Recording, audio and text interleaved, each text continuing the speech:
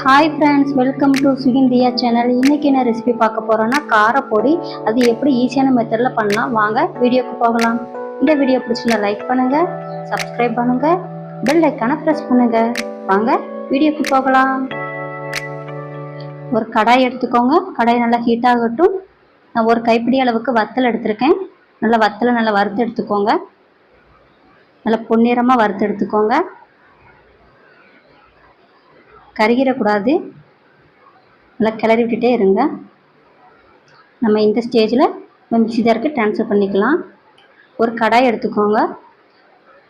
அதில் ஒரு கைப்பிடி அளவுக்கு பூண்டு ஆட் பண்ணியிருக்கேன். அதை நல்லா பொன்னிறமாக வதக்கி எடுத்துக்கோங்க. நல்லா பொன்னிறமாக செவந்து வரட்டும்.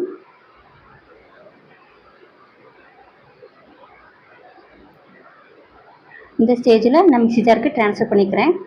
நெக்ஸ்ட்டு அதே கடாயில் 2 டீஸ்பூன் நான் உப்பு ஆட் பண்ணிக்கிறேன். உப்பை லைட்டாக வறுத்து எடுத்துக்கலாம். நல்லா கிளறி விடுங்க. அந்த ஈரத்தன்மை போகிற அளவுக்கு வறுத்து எடுத்தால் போதும். இந்த ஸ்டேஜில் நான் மிக்ஸி ஜாருக்கு ட்ரான்ஸ்ஃபர் பண்ணிக்கிறேன். நெக்ஸ்ட்டு அதே கடாயில் ஒரு நெல்லிக்காய் சைஸ்க்கு புளி எடுத்திருக்கேன். அதையும் நல்லா வறுத்து எடுத்துக்கோங்க.